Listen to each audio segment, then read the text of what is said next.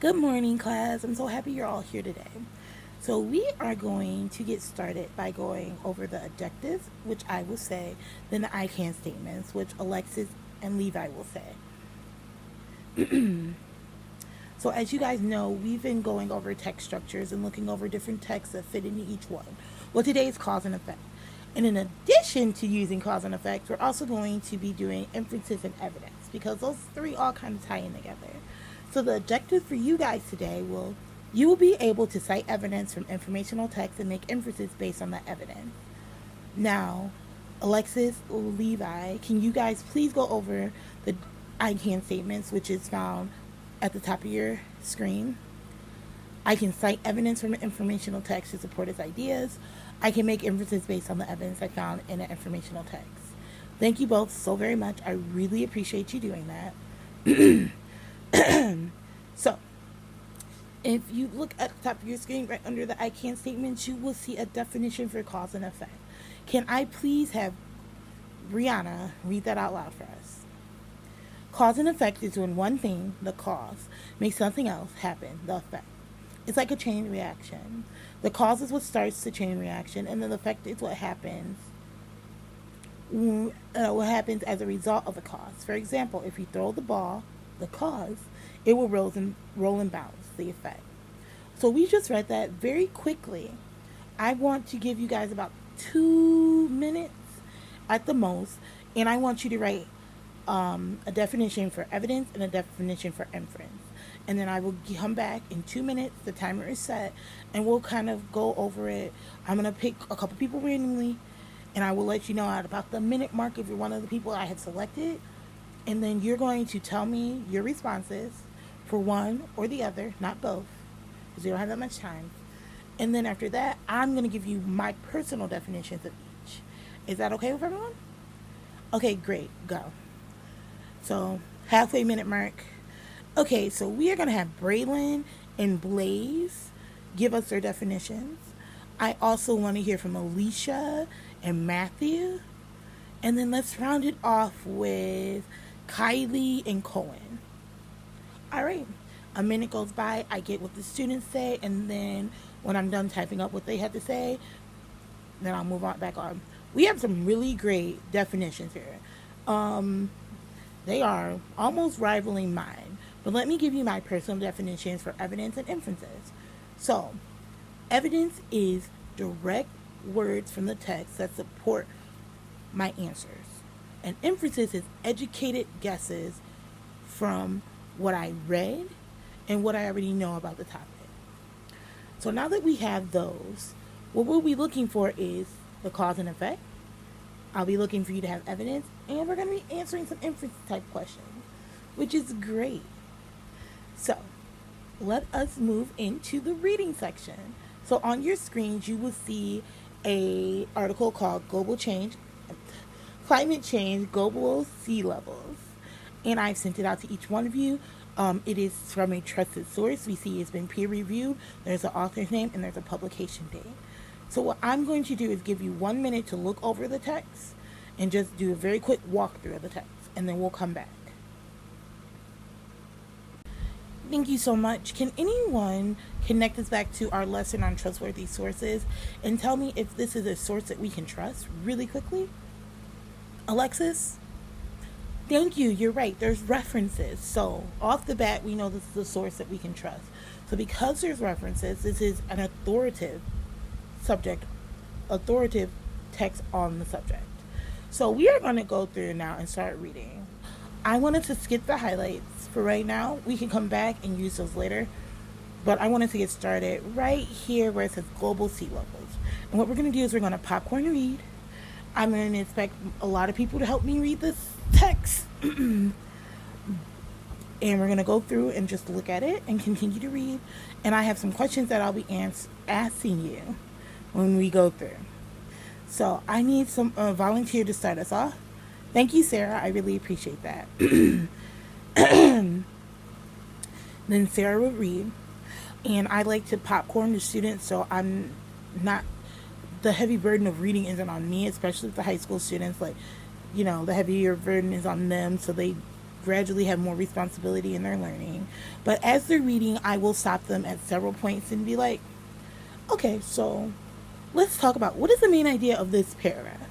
Is there evidence? What evidence does the author have to support this main idea? What are some key vocabulary in this text?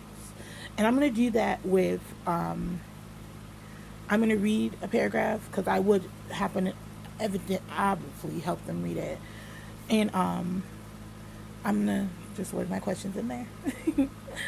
Okay, so past and future level rise at specific locations on land may be more or less than the global average due to local factors.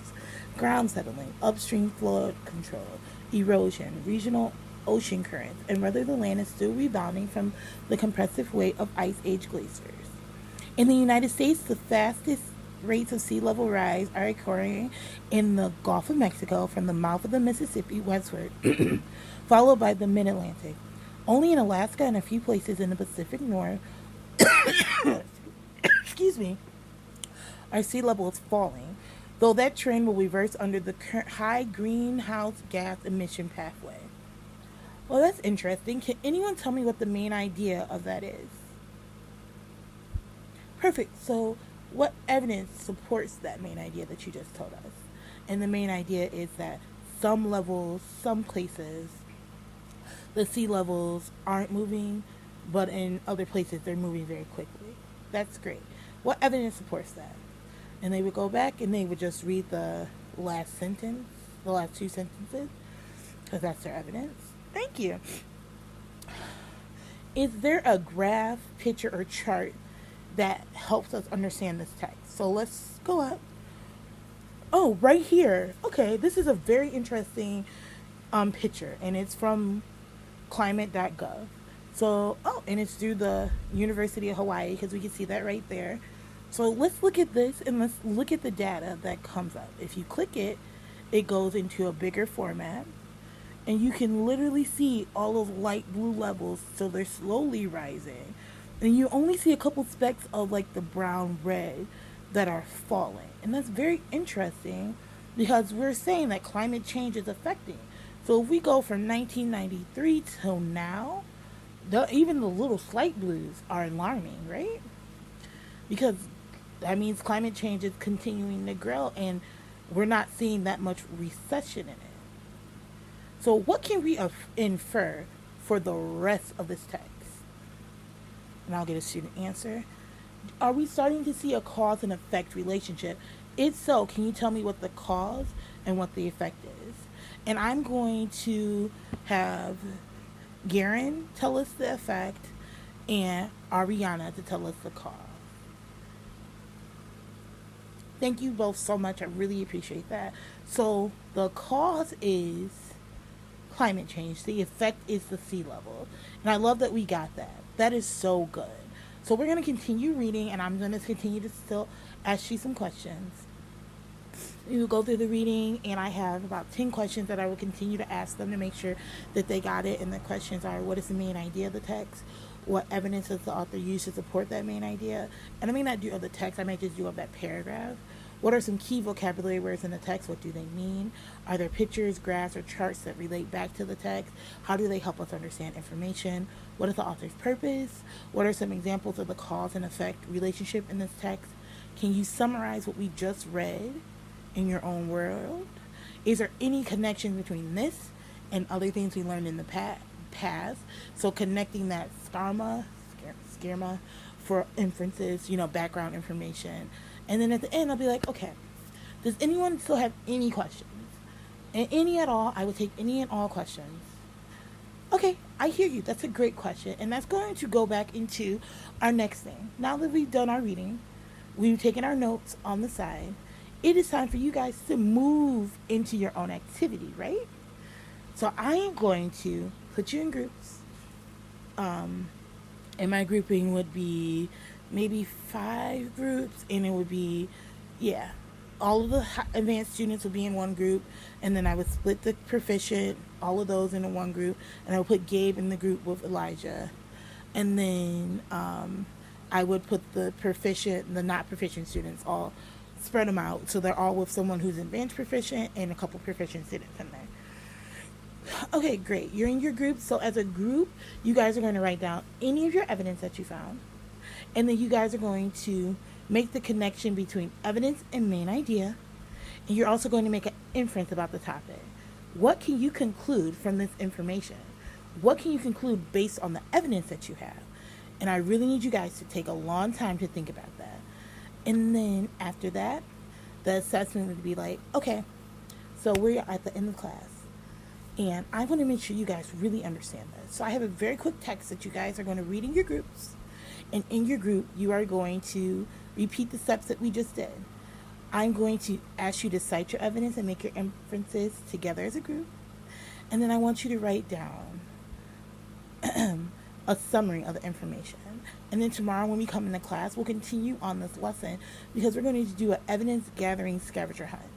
And you'll be given several different pieces of text that you will be working in pairs.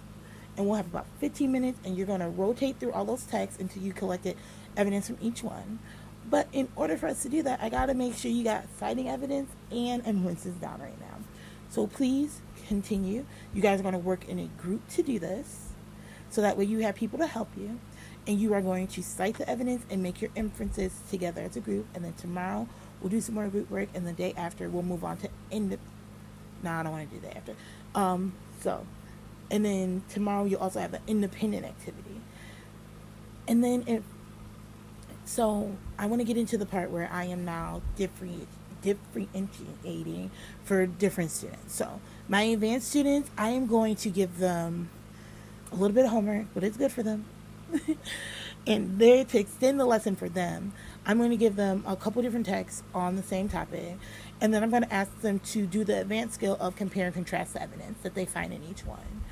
And then for my proficient students, to extend the lesson for them as well, I'm going to ask them to create their own cause and effect informational text on the same thing. Yeah, I'm going to ask them to make their own quick. It needs to be no more than 2 paragraphs. Cause, effect, and then for the not proficient students, I'm going to have them do the same thing, but I'm going to break it down a little bit more. I'm going to give them one text, and it'll be like, from this, I want you to create, and it'll be a longer text, I want you to use this and summarize the cause and summarize the effect for me. And I will then give out those 2 things and be like, we're going to have one of your peers, so one of the advanced students. From the peers, have one of the advanced students go through, read it, and use their evidence to make an inference based on what they wrote. And I think that'll be really good. In terms of grouping, the advanced students are all going to be in a group. They're all going to be like a leader of a group because they're advanced, they know the topic pretty well. Then my proficient students, I'm going to all put them in the group with one of the leaders, except for Gage. Gage is going to go with Cohen. And then my not proficient student, I am going to break them down to where there's 2 per group. And then for, okay, great.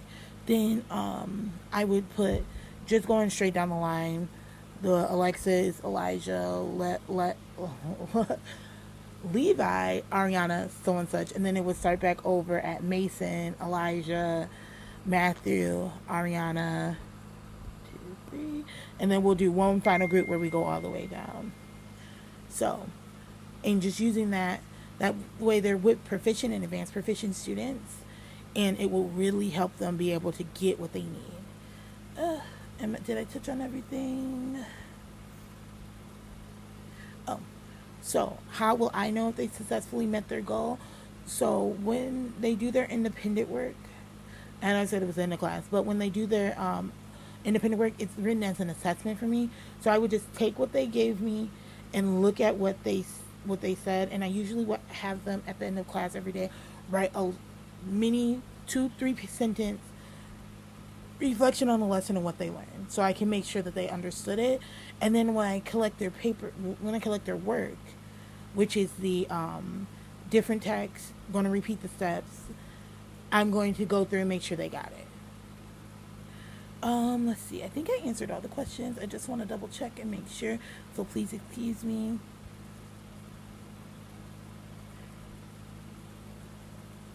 Yeah, I think I got it.